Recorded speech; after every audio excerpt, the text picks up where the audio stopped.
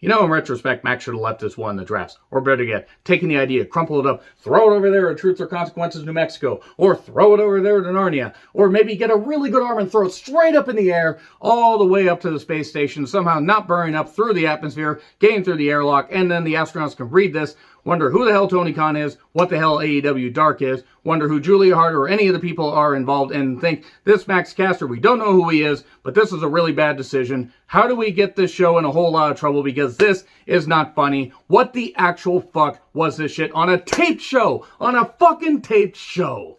I'm John Rant with my review of AEW Dark. One underway is to piss fans the fuck off. Yeah, I'm going to rant about this in the beginning, so if you don't want to hear me rant about something that shouldn't have been fucking said, no matter what goddamn wrestling company it is, you can basically skip ahead. I'm going to put a timestamp in the description. I want to say right now, nobody appreciates dark, edgy humor more than me. I love making jokes on my videos, but here's the thing. There are certain lines you don't fucking cross. They didn't just cross a line. They blew up the line. They torpedoed the line. They napalmed the goddamn line. There is nothing left of that line. There is nothing left within 20 miles of that goddamn line. I am a fan of the Acclaimed. I like Max Caster. I like Anthony Bowens. The team has grown on me. I wasn't necessarily a big fan of Caster when I first saw him on Primetime Live, but he started to grow on me. Him and Bowens are a really good tag team. And usually, yeah, I'm not going to say the raps are all that great, and I'm not the biggest fan of rap music, but I found some of it entertaining, because, okay, he's trying to get anger from the crowd. He's trying to get a reaction. He's trying to do this. Okay, that's what people are supposed to do, and he's been able to do that. And some of the political jabs and some of the other stuff has been pretty funny. But this wasn't that. This was basically a complete personal attack, a complete personal evisceration, and it was absolutely fucking uncalled for. And take it from somebody that has watched wrestling since 1985. I've lived through a whole lot of shit that was, very questionable, that shouldn't have been done, and in retrospect, especially a lot of the Attitude Era stuff, has aged like a fine milk left on the dark side of Neptune. Even if there's a light side of Neptune, you get my point. This was fucking atrocious. And the fact that this happened on a taped goddamn show. A taped show. Now, there were already reactions from the live crowd floating around and everything, and people were booing, at least in the videos I saw. Because they heard the first couple lines and were like, okay, that's fucking ridiculous. Why the fuck would you say that? Why would you joke about that? Why would you do something? And then somehow the last line of the rap got a reaction, but it was somehow not even the worst thing of it, and it was still really fucking bad. Now, I like Max Caster's raps, and I'm a fan of the Acclaimed, as I've said. But god damn it, if this isn't a dread, they got Sammy Guevara for an old, comment that he said on a podcast, as they should. I mean, in all honesty, it was a terrible fucking thing to say and joke about. You don't fucking joke about that stuff. No matter who you are, what you do, I don't fucking care. And Caster, the hammer needs to come down hard on this guy. They had, I think Sammy lost out on a month's worth of pay, had to do sensitivity training, stuff like that, had to address it. And that's what they got to do with Caster. Because they've sent other people to friggin' rehab. They sent Jimmy Havoc, who actually assaulted somebody, to fucking rehab and then released him. Caster has to lose a month's pay. He has to do the sensitivity training, all that stuff. And he has to address this shit. I understand wanting to get anger and wanting to get a reaction and everything. You don't want a reaction like this. AEW defenders were coming down on this shit. I'm an AEW defender to an extent because I want to see them succeed. I like a whole lot of people there.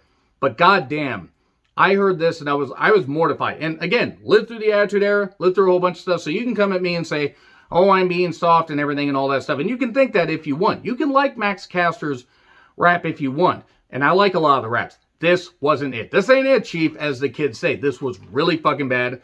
Really fucking atrocious. To make comments about Simone Biles, and then make comments about the Duke lacrosse team, and then make, an implication that Julia Hart, who, by the way, is only 19 years old, is basically like a used fucking Kleenex as far as a woman. That's a really nice thing to fucking say. And I laughed at a couple of the lines that he said about Julia Hart in the beginning of these other raps, but goddamn, now it's just getting to the point where it's got to be a personal vendetta, or he's getting overconfident, or maybe this is why you don't give wrestlers that much fucking, creative control. That's why you don't fucking do it. God damn. This was really, this was offensive to me. And even then, there were other people that were coming down even way hard. There were people that want Max Caster fired. Now, I'm not saying that you shouldn't, but if they didn't fire Sammy Guevara for something he said there, and he was a bigger star than Max Caster, they're not going to then they're not going to fire Caster. But they got to do all that stuff that I fucking said. And this was really fun. It reminded me of what NWA did when they left that comment in that Jim Cornette said during the Trevor Murdoch-Nick Aldis match. They shouldn't have said, and I listened to Cornette's podcast, but my point is he shouldn't have said that, and there are a lot of questionable things that he does say. Even if you find the wrestling history entertaining, I agree with some of his points on AEW. There are times where it's like, okay, you shouldn't say that shit. And there are certain things that may have not been bad back then, but are sensitive now. And again, I'm not that overly sensitive. I can joke about pretty much just anything. You joke about assault or, mental health, that kind of stuff. You shouldn't be doing that shit. Shouldn't be doing that. Not in this climate. Unfucking called for. Really, really, really fucking shitty. Really fucking shitty. And yeah, I'm goddamn pissed about it. And other fans should be pissed off about it. And Tony Khan's going to have to fucking listen. Again, I'm not saying that Castered should be fired. This can be a teaching tool. If he doesn't learn from this and he keeps making mistakes like this, then you gotta fucking can him because you can't get that overconfident. Really fucking shitty. Really fucking stupid. And I'm going to move on to the review and everything. But yeah, that's really all I gotta fucking say. So let me know your thoughts on what Max Caster said in the comments. Because it is what it is. But if I'm going to knock Charlotte for what, the shoehorn the whole thing about Simone Biles and they're like, she was trying to wear heels that were 2 sizes too small. And, work that in and say, oh, it was like, but I had my own breakdown. Stuff like that. No, you fucking didn't. God damn it. This is a terrible idea. Terrible idea for whoever wrote that or she suggested it. Then she should be hammered for it. And the company should be hammered for it. And AEW should be hammered for it because tape show or not, could you imagine if he had said this on a Dynamite? Could you have imagined if he had said that? TNT probably would have blown up Khan's phone and said, oh yeah, that whole thing about Domino's. So we may or may not have lost them as a sponsor. Yeah, you're going to get your fucking contract cut in half. And that's really what should fucking happen. If they're going to keep saying, I know this is on YouTube, but it's a good thing it wasn't on TNT, but this needs to be addressed. Needs to be addressed immediately. Again, I'm a fan of the Acclaimed. This was really fucking bad. This ain't it, Chief. Really, really fucking stupid. Now, let's go on to the review, shall we? I've blown my goddamn voice here. Some of the matches weren't bad. Some of them went way too long. It was 91 minutes. It was what it was. Dark 100. Hard to believe we managed to get to 100 episodes in less than 2 years, but sometimes they will have episodes just before the pay-per-views, and that's really how they do it. So they've been able to, glom that shit together. So we have Ryan Nemeth. I'm done calling him the Dolph Twin. It is what it is. J.D. Drake, Cesar Bononi with Peter Avalon versus Orange Cassidy, Chuck Taylor, Wheeler Yuta with Chris Statlander. My God, Chris Statlander is beautiful. Where is my mind? Starks joins commentary. We get some comedy with the Wingman having, having miscommunications. And Wheeler got beat up a bit, and then we get the usual Cassidy comedy. He just flops on him for 2, gets broken up. And then it looks like Ryan Nemeth is going to avenge the loss that he had from Wheeler Yuta. Nope. That was broken up. And then we get a crucifix pin, easy for me to say, by Drake, 1, 2, 3. And then Avalon gets laid out and got to give the people what they want. So then Evans, cuts a promo on Pac. And then Pac, whatever. It's Evans with Hardy, Family Orifice, and Pac with Lucha Bros and Alex. And this match should have been over in half the time that it was. Pac does eventually win with the Brutalizer. Life goes on dull as before. And I like Pac. Evans isn't bad, but I have no interest in Matt Hardy's group at all. So here's Andrade and Chavo to confront them. Oh no, not yet. Not yet. Red Velvet talks about how she's been on a roll lately, and that she's in the top 5, and she's coming for Britt Baker. Lol. And Ty Conte versus Kenzie Page. Kenzie Page appearing on NWA Power and AEW Dark. What year is this? 2021. God damn it, I've been over this with myself. But good on Kenzie Page for getting featured on 2 programs in 1 day. The benefit of taping your show. Ty gets a pop. There was a nice super kick by Kenzie, and there were a bunch of pump kicks. DD Ty 1, 2, 3, and then Ty and Aubrey dance. That was appealing, since Aubrey does have a dance background. And I hope Ty does get featured more on Dynamite, in the coming weeks. And since Rampage is coming up, maybe they'll feature the women a little bit more, even if it's an hour show. Spears and Wardlow versus Captain Shawn Dean and Fuego del Sol. It was quick because Hager joined commentary because we will not let this Hager-Wardlow feud go. And Spears tries to use the chair. Wardlow says no and then hits the F10 after Del Sol got hit with the C4, and that was it. Hikaru Shida versus Maddie Max. I want Shida to cane me in the face. I have issues. Holy Shida chants. Maddie got in, not Maddie, Renkowski. Watching you, Renkowski. She feigned a knee injury and then, attacked Sheeta and everything. But then eventually Sheeta fired up. We got hair pulling and fisting, and then we got the katana. Bit awkward at some points with Maddie. She has a good look, and also Hikaru Shida looks fantastic. She's over with the crowd. She gets victory. Lucha Bros with Alex versus Chaos Project. Why is Luther screaming, and why this match is not good? And I don't mind Serpentico. He's fine. Lucha Bros can usually have good matches. This wasn't it. I didn't expect it to be great, but it was like sloppy. Stomp into the Fear Factor 1, 2, 3. Varsity Blondes with Julia and the Seidel Brothers versus Blade and Matt with the Bunny and the Acclaimed. Yes, the rap war. You could even hear a lot of people were like pissed. You'd look at Julia Hart. She was mad. And I don't blame her.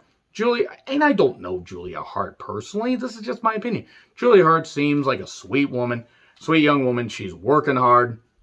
She's obviously, in the early stages of her career. What did she do to deserve that? Is she like Sunny and just rubbing people the wrong way? I mean, seriously, is there something she's doing backstage? Because there's no reason to do this. And Matt Sydal looked really pissed off when they cut to him, and he's like ready to go to war right there. Met Matt, really nice guy. So anyway, I'm just gonna read what Caster said. The Acclaimed are kicking ass for miles, make you claim mental health like Simone Biles.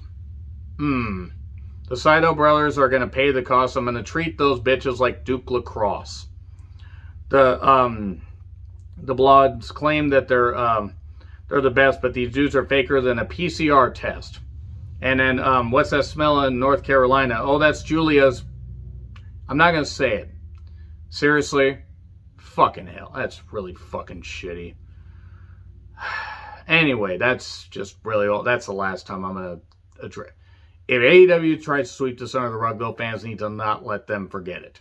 Because if you're going to have that same energy for WWE, have that same energy for AEW. You need to clean this shit up. You need to be able to get people angry, because MJF can do that, but MJF does it with a smile. Caster usually can have some good, get some good heat. And this wasn't it. Match is fine. Matt can't go anymore. Matt Hardy cannot go in the fucking ring anymore. And then Griff gets a hot tag, and then Melee later, and Twist of Fate. Twist of Fate, was reversed by Mike, but then he gets hit with a loaded punch from the Blade. And then a lame elbow, 1, 2, 3. Matt Hardy picking up a victory in 2021.